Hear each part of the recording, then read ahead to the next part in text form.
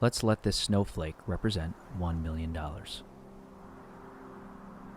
This is what $10 million would look like. This is what $100 million would look like. And this is what $1 billion would look like.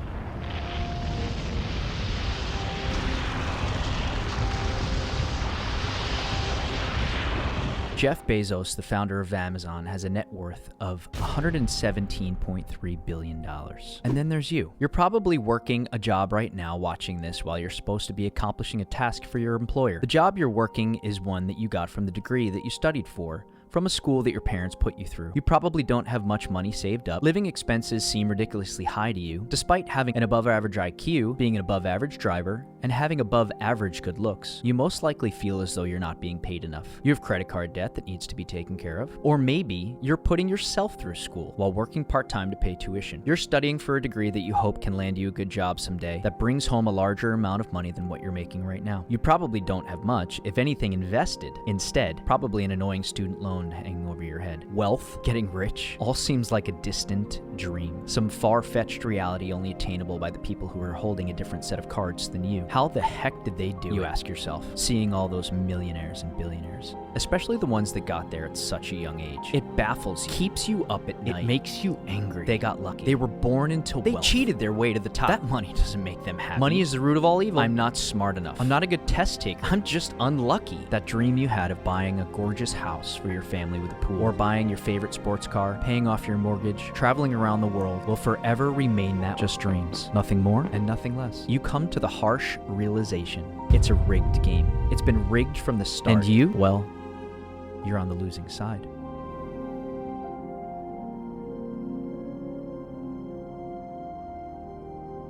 But what if I told you you were wrong?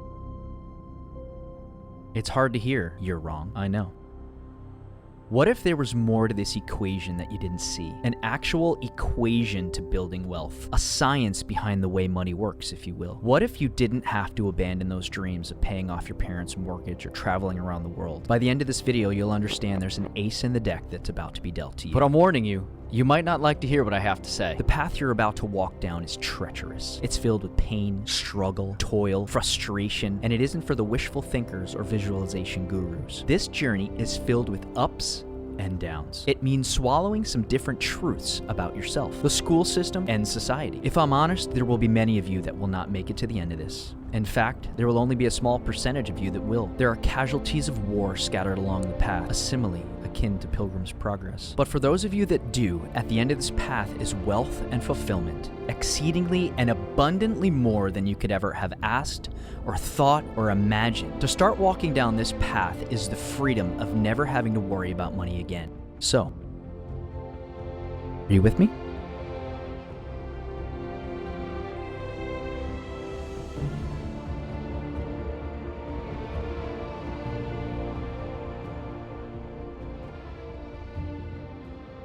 What no one told you about money. There are many things in life we learn, even though we didn't set out to learn them. For instance, a polar bear has black skin and see-through fur. You're the tallest the first thing in the morning. A sea lion is the first non-human with a proven ability to keep a beat. A housefly's wings hum in the key of F. Sleeping in a cold room can help you lose weight. The color you see in pitch dark has a name. Ingengrau. Nearly 3% of the ice in an Antarctic glacier is penguin urine. Wild dolphins call each other by name. Elephants have a specific alarm call that means human. A dog's sense of smell is about 100,000 times stronger than humans. A peacock mantis shrimp's eyes are the best in the animal kingdom. They can see hues and colors that humans can't even comprehend. Or, more rudimentary, people should never put their finger in a light socket.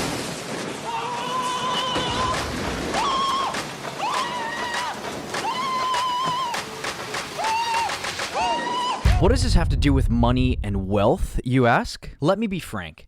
This is not a 12-step program or some self-help guru pitch. Doing yoga visualizing stacks of cash isn't going to get you there. What do you really think about the wealthy and people who seemingly have a lot of money? Money wealth? Is it something you work for? Is it inherited? Is it the root of all evil? Or is the love of money the root of all evil? Does it define you? Are you desperate to have more? Have you been chasing it your whole life? Or is money like a skittish cat that if ignored, it then climbs into your lap for attention? Is there more than one path to wealth? Or is there only one? Let's start from the beginning. When you were a child, most of what you think about life, and therefore money, has been influenced by your upbringing and socioeconomic status. If you were born into a family that didn't have much money growing up, you'll be more inclined to believe that you won't have much money in the future. Or perhaps you swung to the polar opposite side of the spectrum and vowed somewhere in the recesses of your youthful heart to never be poor again. If this is you, you're probably a mild workaholic now, and some would enjoy me identifying that about you. The fact that school didn't teach us much about the subject of money doesn't help things. Because of this, most will have false beliefs about money that aren't going to help you on this journey. Now stick with me here, because we're going to have to hold some contrary ideologies in your mind as we continue. School taught us that, to some extent, after all. The movies have always had a habit of depicting the wealthy and rich as evil, backstabbing, entitled,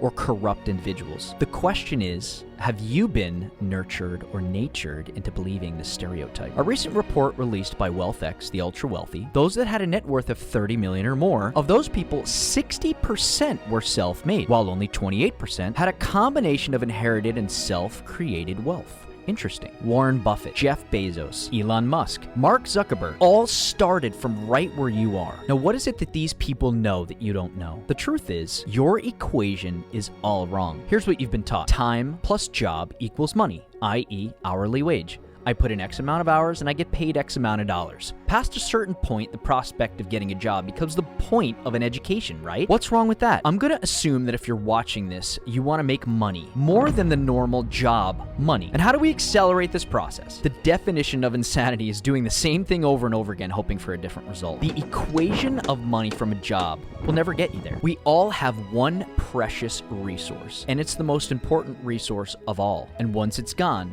there's no way of getting it back. Your parents have less of it than you, and you have less of it than your children or future children. What is it? In a normal 9-to-5 job, the amount of money you earn is dependent on the amount of hours you put into that job. If you earn $20 an hour and work 40 hours a week, it'd take you nearly 24 years to reach a total of $1 million.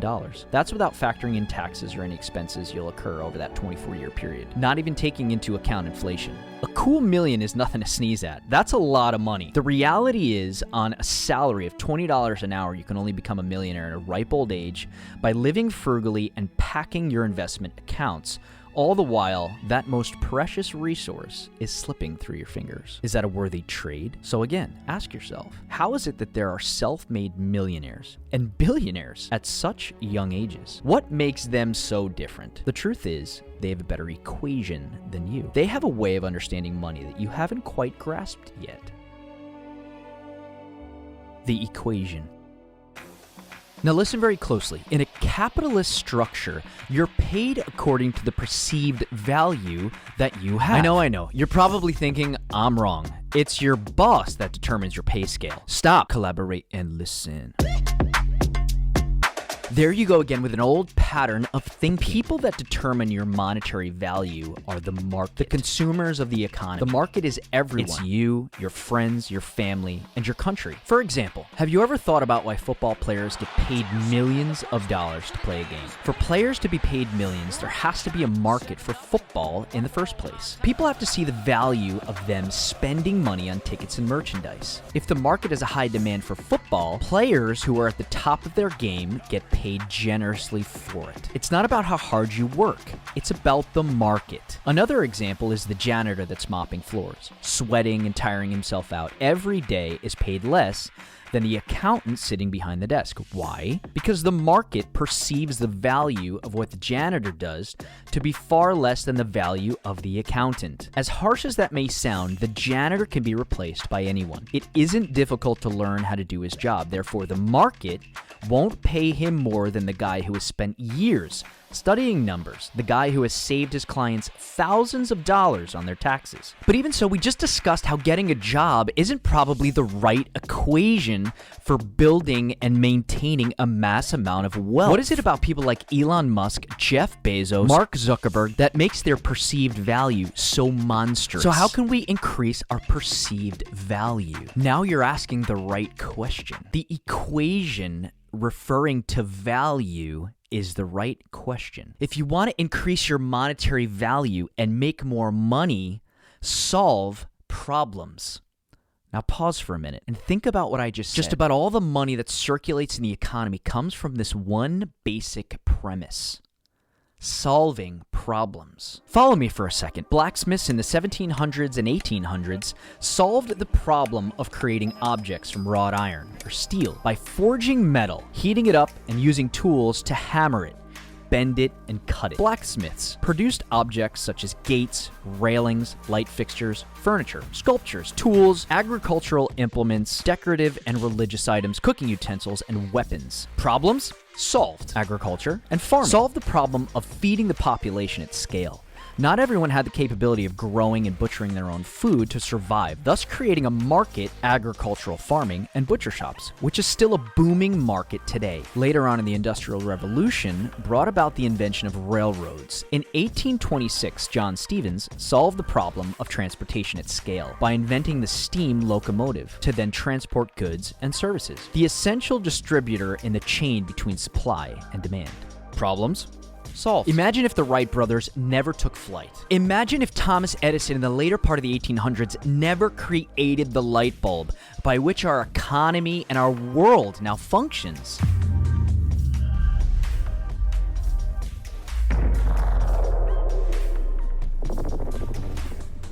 If it's $1 million problem, it'll make you millions. If it's $1 billion problem, it'll make you billions. If it's a business attached to your time, it's a job. If it's a business that earns money exclusive of your time, that's what you should be trying to build.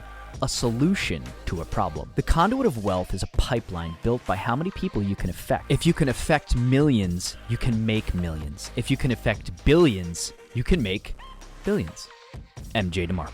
For some, operating the wealth equation is as follows: time plus skill equals money. If this is your plan, then there's only one way to attain great wealth, and it's to have an explosion of intrinsic value. Sing in front of millions, speak in front of millions, entertain in front of millions. But for others, the equation is market plus solution equals money. Impact millions, provide millions, serve millions, resource millions. It sounds almost paradoxical, right? Like wealth is actually that skittish cat avoiding your advances until it's ignored. If you want to make more money, then it isn't money you should be looking for. You should be looking to increase your value by being the solution to problems and making a business around it. Wait, so that's it? Solve problems and money will magically appear? I'm gonna have to create the next Amazon or Facebook or Google for me to create wealth for me and my family? You gotta be kidding me. I don't have a degree in business. I don't have the time to start something of that scale. I work 9 to 5, Monday through Friday. I get 3 weeks of PTO. I don't even... Now hold on.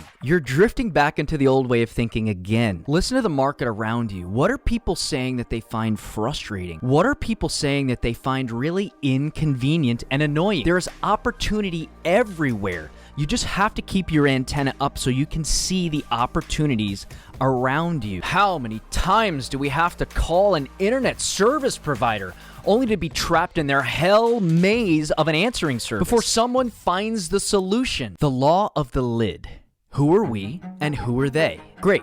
You found a problem worth solving. Now let's look at it through the lens of John Maxwell's law of the lid. It states, leadership ability, monetary value, for the purposes of this video, determines a person's level of effectiveness. So you say, my downtown area needs a cafe coffee shop. I'm gonna solve this problem because I'm a manly mustache-wielding, one-wheeled shredding hipster with vision of bean-roasted heavenly coffee goodness and a plan to make millions. Now hang on there, Peter McKinnon Jr. You might be a savant with your bean roaster in your parents' garage, but it's not scalable. You're limited to the downtown area and the foot traffic that's around there. A franchise? A $10 cup of coffee? Starbucks? Star Cup? Now that's scalable. I have another solution. I'm going to start an online basketball training course for underprivileged kids to get them to the NBA. That's great. You're 5'3" and 140 pounds soaking wet, and your ball and kicks haven't seen the inside of a gym for 6 months. Your ability determines a person's level of effectiveness. No matter how hard you try at 5'3" and 145 pounds being a little overweight, you're not going to have anything to do with the NBA. But a word of caution, does your solution require your time to generate money? Let's say you were a math tutor that charged $100 an hour. Congratulations. You found yourself another job disguised as a business. There's only a certain amount of tutoring that you can feasibly do in one day. Therefore, your income has a lid. But if you created an online program that ran 24/7 with lessons you only had to create once, now that's scalable. It's not about your ego, and it's not necessarily about what you're passionate about. The market doesn't care about your passions unless you're exceptional at that passion and you have the ability to affect or scale your passion. Now that you have your business running with the right principles in place, it's time to move to the next step: your money or your life. Now again, according to DeMarco, there's 2 strategies that you can identify for building and maintaining wealth. Number 1, you amass a lump sum of money that throws off enough passive income to help generate and maintain your lifestyle. Number 2, a business system that spawns enough passive cash to support your lifestyle needs, as well as resourcing your lump sum. Now for most of you, this was never about the money. Money is just pieces of paper with the faces of deceased notables on them. It's just numbers on a screen. Buying that gorgeous house for your family or your favorite sports car, paying off your mortgage, traveling around the world, never having to worry about your financial situation again. What are you really looking for? I wonder how many guitars sit dusty in the corner, how many violins are being stored in the closet, how many canvases have just been set aside, and dreams have been sacrificed because you couldn't afford to pursue them. What is the feeling of fulfillment that you're looking for? If I could leave you with this one truth: if this path has only ever been about money, you'll never find its destination. But if the pursuit of money leads you to reclaiming the single most important resource that you have, then, and only then, is this a worthy pursuit. May I remind you today that your single most valuable resource isn't money, it's time. The path we started on in the beginning of this video led you right to this point, led you right here.